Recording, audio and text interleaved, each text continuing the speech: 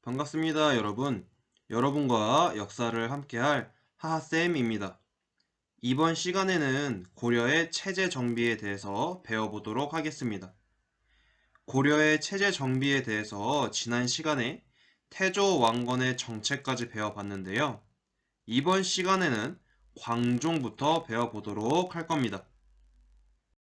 그래서 순서는 이렇게 두 부분으로 나눌 수 있습니다. 첫 번째로 광종부터 왕들이 어떻게 체제 정비를 해 나갔는지 살펴볼 겁니다. 두 번째로는 통치체제, 즉 중앙제도, 지방제도 등에 대해서 알아보도록 하겠습니다. 고려의 체제 정비 역시 많은 부분이 빠져 있어서 필기할 게 많을 겁니다. 이 부분에 유의해서 수업 들어주면 좋을 것 같아요. 우선 광종은 고려 4대 왕으로서 왕권 강화를 위해서 엄청난 노력을 기울였습니다. 그 첫 번째로 노비안 건법을 실시했는데요. 한자 그대로 해석하면 노비를 검사해서 살피는 법으로서 양인에서 억울하게 노비가 된 사람을 다시 양인이 될 수 있도록 한 법입니다. 이 노비안 건법을 통해 호족과 공신들의 세력을 약화시킬 수 있었던 것이죠.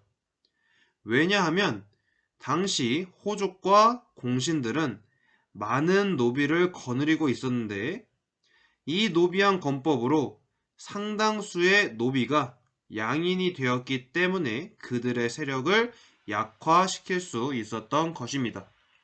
그래서 간단하게 설명하면 노비안 건법은 노비를 양인으로 격상시켜 주는데 억울하게 양인에서 노비가 된 사람만을 대상으로 한 것입니다. 모든 노비를 양인으로 올린 것은 아니에요. 두 번째로는 과거제도가 있습니다. 이 과거제도는 여러분들 많이 들어봤을 거예요. 바로 중앙의 관리를 뽑기 위해 치러진 시험입니다. 이 과거제도를 통해 유학과 정치에 능한 인재들을 뽑아서 당시 중앙의 관직을 꿰차고 있던 공신들, 귀족들에게 대적할 수 있도록 한 것이죠. 마지막으로 칭제건원이 있습니다. 이 칭제건원은 한자인데요. 옆에 선생님이 독자적인 연호라고 적어놨죠.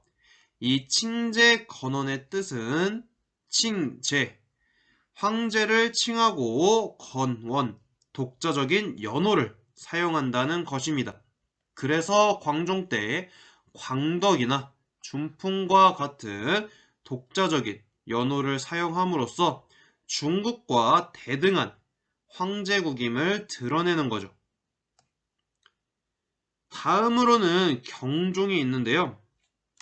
경종은 전시과를 실시해서 경제 기반을 안정시켰다고 했는데요. 선생님이 교과서를 보니까 이 전시과에 대한 설명이 나와 있지 않아요. 근데 이 전시과는 수능이나 모의고사에서 빈번하게 나왔기 때문에 이따가 자세히 배워보도록 하겠습니다. 그럼 관련 자료들을 한번 살펴보도록 합시다.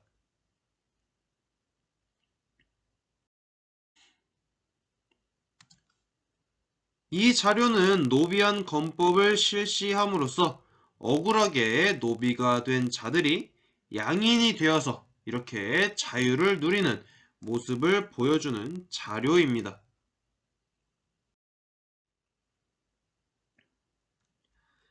이것이 과거 제도를 보는 모습을 재현한 것이죠. 다음으로 토지 제도에 대해서 가지고 왔는데요. 이 부분은 여러분들 교과서에는 나와 있지 않지만 매우 중요한 내용이므로 선생님이 따로 가지고 왔습니다. 모의고사나 수능에서도 빈번하게 나오는 내용들이니 꼭 따로 필기를 하고 공부를 하기 바랍니다. 우선 고려 초기 태조 때에는 역분전이라는 토지 제도를 실시했습니다. 지급 대상은 국가를 세우는 데 역할을 했던 공신들을 대상으로 하고요. 지급 기준은 공로입니다. 즉, 건국을 함에 있어 그리고 초기 국가 기반을 다지는 데 있어서 누가 얼마만큼의 공을 세웠는지를 측정해서 그것에 따라 토지를 지급한 것이죠.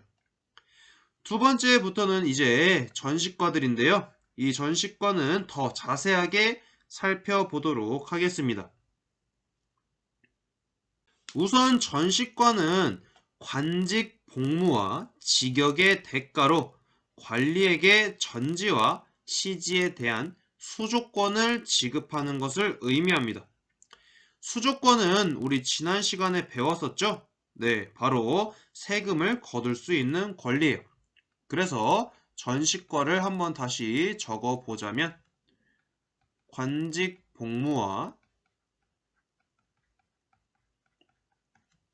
직역의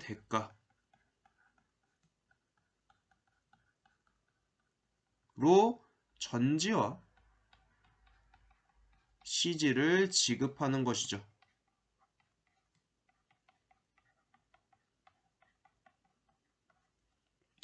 자, 그럼 경종 때 실시한 시정 전시과부터 살펴보도록 합시다. 시정 전시과는 관품과 인품을 기준으로 지급하였는데요. 관품, 즉 이 관리가 몇 급인지 뿐만이 아니라 인품도 같이 고려해서 지급한 것입니다. 여기서 인품이란 우리가 말하는 인품보다는 그 사람의 세력이 강했는지 약했는지에 따라 지급했다고 생각하면 쉬울 것 같아요. 그리고 이 시정 전시과는 직관과 산관에게 지급을 했다고 했는데요. 직관은 현직 관리를 뜻합니다. 그렇다면 산관은 누구일까요? 아마 처음 들어보는 단어라 낯설 텐데요. 여기서 산관이란 퇴직 관리를 의미합니다. 이 얘기는 즉 현재 근무를 하고 있는 현직 관리뿐만이 아니라 퇴직한 관리에게도 수조권을 지급했다는 셈이 되죠. 마지막으로 사색 공복을 기준으로 하되 문반, 무반, 자법으로 나누어서 지급한다 라고 했는데요. 이 부분은 뒤에 자료와 함께 설명하도록 하겠습니다. 이것이 시정 전시과를 실시했을 당시의 자료입니다. 여기 보면 복색이 있습니다. 광종은 품계에 따라 관리가 입는 옷의 색깔을 구분한 것인데요. 이 복색도 보면 여기 문반, 무반, 자법으로 나누어져 있는 것을 볼 수가 있습니다. 그래서 자, 단, 비, 녹의 사색 공복을 기준으로 전지와 시지를 지급하되 그 내에서 또 문반, 무반, 자법으로 나누어 지급한 것입니다. 두 번째로는 목종 때 실시한 개정 전시과입니다. 개정 전시과는 시정 정시과와는 다른 부분이 있는데요. 바로 관품을 기준으로 지급한다는 것입니다. 시정 전시과에서는 관품과 인품을 모두 고려했지만 개정 전시과에 와서는 인품이 사라지고 관품을 기준으로만 지급한 것입니다. 그러다 보니까 조금 더 객관성을 띠게 되었죠. 두 번째로는 직관과 산관에게 지급을 했는데요. 이건 똑같습니다. 하지만 산관보다 직관을 우대해서 조금 더 지급을 했다고 생각하면 좋을 것 같아요. 다음으로는 18과로 구분하였다고 했는데 시정전시과에서는 사색 공복에 따라 그리고 또 문반, 무반, 자법에 따라 구분하였는데요. 이제는 그것이 아니라 관직의 품계, 즉 관품이 높고 낮음에 따라서 18개로 구분해서 지급한 것입니다.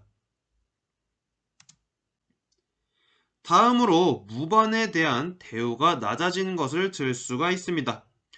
똑같은 정삼품 관직이더라도 문반이 무반보다 더 많은 전지와 시지를 받았습니다. 마지막으로는 이제 중앙에 있는 무반만 전시과를 받는 것이 아니라 지방에 있는 군인들에게도 지급되었다 라는 것을 특징으로 들 수가 있어요.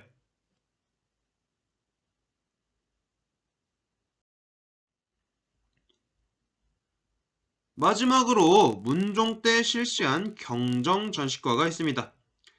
경정전시과는 개정전시과와 마찬가지로 관품을 기준으로 지급하였습니다. 그리고 이제는 직관에게만 지급을 하게 되었죠. 즉 산관, 퇴직한 관리에게는 지급을 하지 않는 겁니다. 그리고 무반에 대한 대우가 향상되었다고 했는데요. 이는 당시 변방에서 거란과 여진과의 다툼이 많아지자 무반의 지위가 향상되었고 이에 따라 토지제도에서도 무반에 대한 대우가 향상된 것입니다. 마지막으로 향직을 포함하여 지급한다고 했는데요. 여기서 향직이란 지방의 관직을 이야기합니다. 이전까지는 중앙의 관리들에게만 지급하던 것을 이제는 지방의 관리들에게까지 지급하게 된 것이죠. 자, 이렇게 우리가 전시과에 대해 알아봤습니다. 선생님이 자료를 하나 가지고 왔는데요. 자, 이렇게 전시과가 변화된 모습을 볼 수가 있습니다. 이 도표를 봤을 때 시간이 지날수록 달라진 점이 있는데요. 무엇일까요? 네, 눈썰미 있는 친구들은 찾았겠지만 바로 이 전지와 시지의 지급액이 점차 감소된다는 것입니다. 시정전시과에서 경정전시과로 갈수록 전지와 시지의 지급액이 감소되는 모습을 볼 수가 있죠.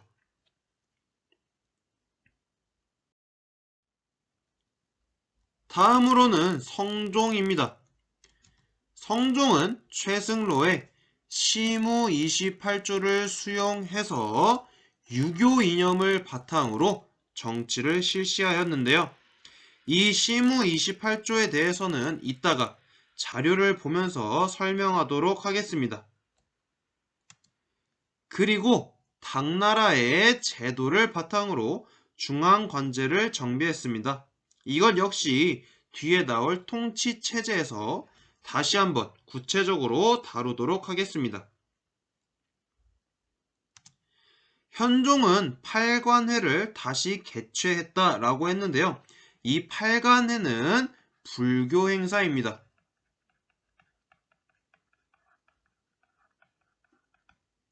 성종 때 불교의 폐단을 비판하면서 팔관회를 중지하였다가 현종 때 와서 다시 개최하게 된 것이죠.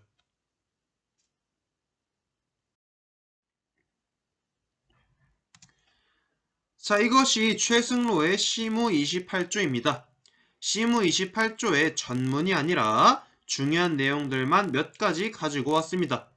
우선 7조를 살펴보면 지방관을 파견한다는 것을 알 수가 있습니다. 성종 이전까지는 지방관이 파견되지 않다가 성종 때 지방관, 즉 외관을 파견하게 된 것이죠. 그러면서 지방에 대한 관리가 한층 더 수월해졌습니다.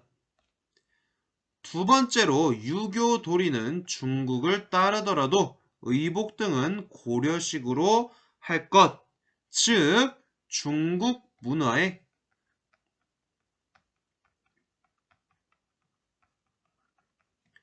선택적 수용이 이루어졌음을 알 수가 있습니다.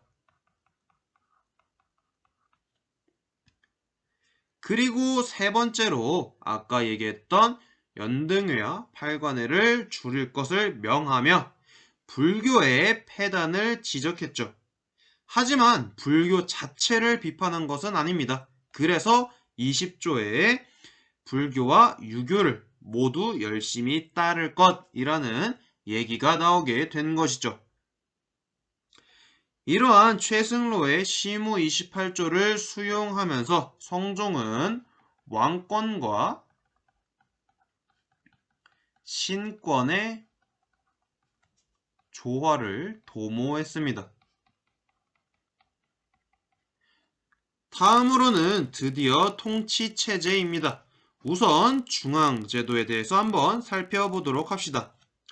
중앙제도 중 당나라와 송나라의 제도를 모방한 것이 있는데요. 이성육부, 중추원, 어사대, 삼사가 그것입니다. 당의 삼성육부 제도를 모방해서 고려의 사정에 맞게 고쳐 이성육부로 운영하였고요. 나머지 자세한 내용은 뒤에 자료를 보면서 설명하도록 하겠습니다. 두 번째로 독자적인 중앙제도로는 도병마사, 식목도감이 있고요. 그리고 대간이라는 것이 있는데요. 이 대간은 어사대와 낭사를 합쳐서 구성한 것으로 왕의 자의적인 권력 행사를 비판할 권한과 왕의 관리 임명을 거부할 수 있는 서경권을 가지고 있었습니다. 즉 서경권을 가진 언관기관이라고 생각하면 편할 것 같아요. 그래서 왕의 자의적인 권력 행사를 비판할 수 있는 그러한 위치가 된 거죠. 이것이 바로 고려의 중앙 통치 제도입니다. 하나씩 살펴봅시다. 우선 이성육부인데요. 중서성과 문화성을 합쳐서 이렇게 중서문화성으로 구성하였습니다. 이 중서문화성은 국가 정책을 결정하고 계획하는 곳이었어요. 그리고 여기에 문하시중이 국정을 총괄하였습니다. 그리고 이 중서문화성은 재신과 낭사로 구성이 되었어요. 그리고 상서성은 밑에 육부를 둠으로써 실질적인 업무 수행을 했습니다.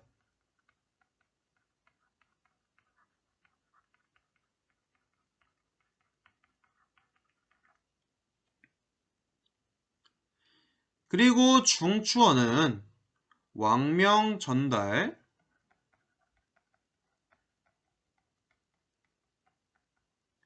그리고 군사 기밀 등을 담당했어요.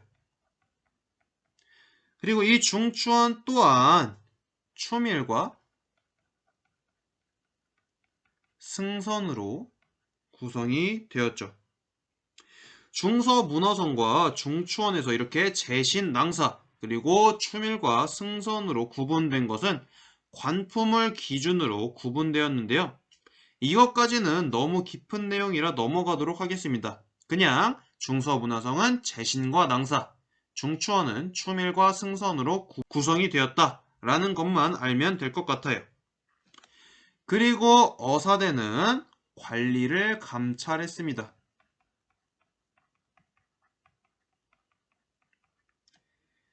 그리고 삼사는 고려에도 있고 조선에도 있는데 잘 구분해야 합니다. 고려의 삼사는 화폐와 곡식의 출납을 관리하는 회계 기관이었어요. 선생님, 그러면 조선의 삼사는 무슨 기관이었나요? 라고 질문을 할 수가 있는데요. 조선의 3사는 조선시대 가서 정확히 설명하겠지만 언관기구였습니다. 즉 왕권을 견제하는 기구였죠.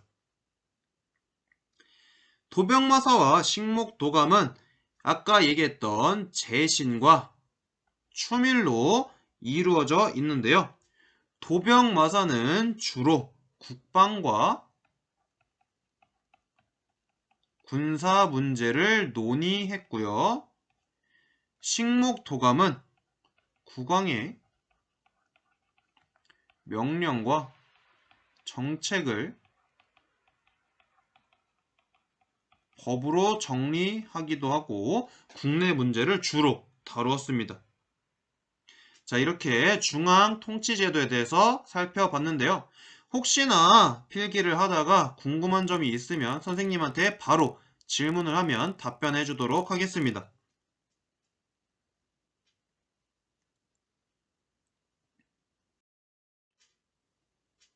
두 번째로 지방제도입니다. 우선 초기에는 지방관이 파견되지 않아서 지방에 사신을 파견하고 우리가 이전 시간에 배웠던 사심관 제도를 운영하면서 호족과 지방 세력을 견제하였습니다. 그러다 성종 때 지방에 12목을 설치하고 지방관을 파견하면서 지방에 대한 통치가 그리고 통제가 더 용이해졌죠. 성종 이후에 이제 지방제도가 갖추어지면서 오도 양계가 형성되었습니다. 오도에는 안찰사가 파견이 되었고요. 그 밑에 주, 군, 현을 설치했습니다. 그리고 양계는 군사적으로 중요한 지역에 북계와 동계를 설치한 것으로 여기에는 병마사가 파견이 되었고요. 군사적 요충지에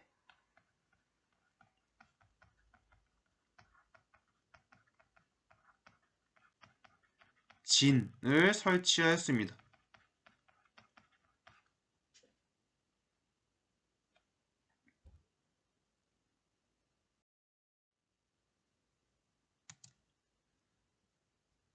이것이 고려의 지방제도입니다. 그리고 고려의 군사제도가 교과서에는 나오지 않는데 잠시 살펴보고 넘어갑시다. 고려의 군사제도는 크게 중앙군과 지방군으로 구성이 되어 있는데요. 중앙군은 또 이 군과 육위로 구분이 됩니다. 이 군은 국왕의 친위 부대이고요. 육위는 수도 경비하거나 국경 방어를 주로 하였습니다. 이 중앙군은 직업군인과 양인으로 이루어져 있어요. 그리고 지방군은 주진군,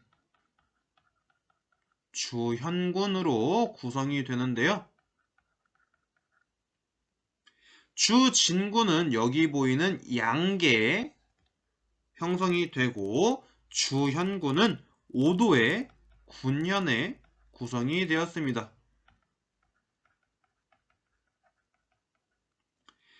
그리고 지방군은 주로 그 지역에 16세부터 59세 사이의 장정들로 구성이 되었어요.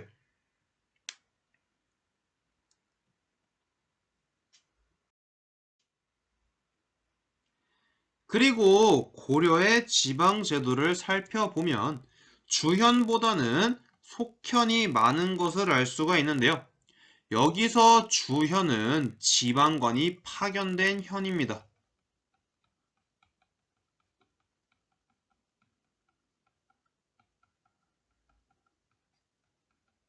자, 그렇다면 속현은 뭘까요? 그렇죠. 지방관이 파견되지 않은 그러한 군현을 의미합니다. 이 속현의 경우에는요, 향리가 조세나 곡물, 노역 징발을 담당했어요.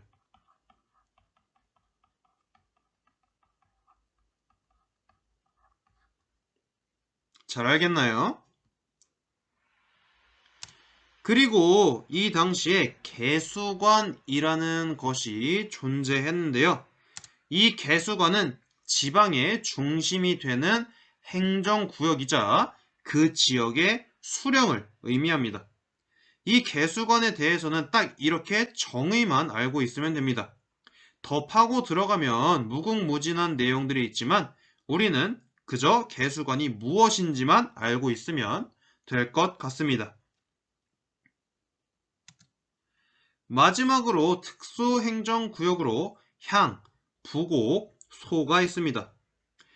우리 신라 시대에도 특수행정구역이 있었는데 고려 시대에 와서 생겨난 것이 하나 있습니다.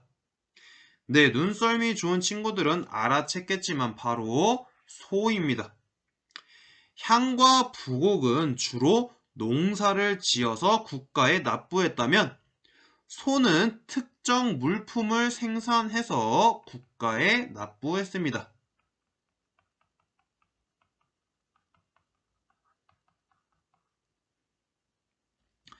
그리고 이 향부곡소 특수행정구역은 많은 차별을 받았는데요.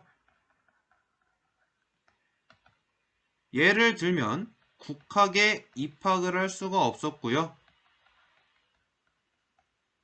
과거 응시도 불가능했습니다.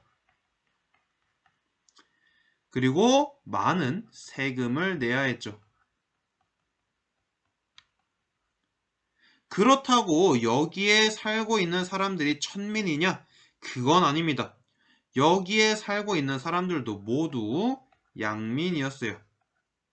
단지 특수행정구역이라는 이유만으로 많은 차별을 받았던 것이죠.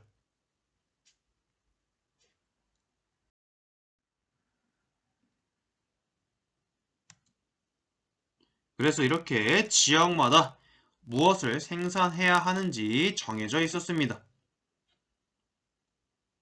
다음으로는 관리 등용제도가 있습니다. 크게 과거제도와 음서가 있는데요. 과거제도는 문과, 잡과, 승과로 이루어져 있고 문과는 이렇게 제술과 그리고 명경과로 구분이 됩니다. 이 과거는 법제상 양인 이상이면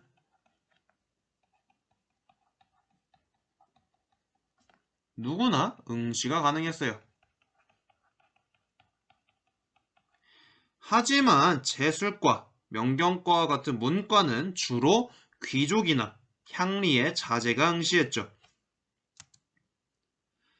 음서는 공신, 그리고 오품 이상의 고위 관리의 자손이 시험을 보지 않고 관리가 되는 것으로서 귀족의 신분을 유지하는 하나의 방편이었어요.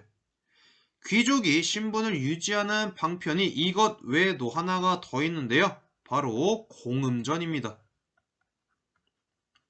이름에서 토지라고 느껴지나요? 네, 맞아요. 그래서 이 공음전은 오품 이상의 고위 관리에게 지급한 토지로서 상속이 가능합니다.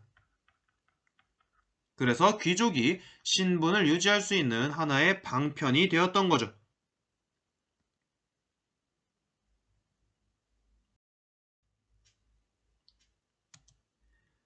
이것이 과거제도의 종류입니다. 보면 묵과는 치러지지 않았다는 것을 알 수가 있죠. 그렇다고 고려시대에 묵과가 아예 치러지지 않은 것은 아닙니다. 참고하라고 선생님이 얘기해 주는 거예요. 마지막으로 교육제도입니다. 중앙에는 최고 교육기관으로서 국자감이 설치가 되었고요. 지방에는 향교가 설치되었습니다. 그러다 고려 중기 최충의 구제학당을 시작으로 사학 시비도가 형성이 되면서 사학이 발전하게 됩니다.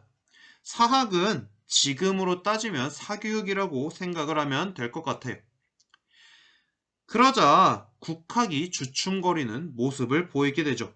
그래서 이러한 국학을 다시 부흥시키려는 움직임이 나타나게 됩니다. 그것이 바로 국학진흥책이고요. 대표적인 예가 칠제와 양형고를 설치한 것을 들 수가 있어요. 칠제는 국자감 내에 전문 강좌를 설치한 것이고요. 양형고는 일종의 장학재단으로서 국학교육을 재정적으로 뒷받침하였습니다. 자, 이렇게 해서 우리가 이번 시간에 체제 정비와 통치 체제까지 알아봤는데요. 교과서에는 없는 내용이 많다 보니까 여러분들이 필기를 할 때 좀 힘든 부분이 있을 거예요. 그래서 혹시나 필기를 할 때 놓친 부분이 있거나 이해가 잘 가지 않는 부분이 있으면 질문을 하시면 선생님이 답변을 해주도록 하겠습니다. 오늘도 수업 듣느라 고생했어요. 우리 다음 시간에 보도록 합시다.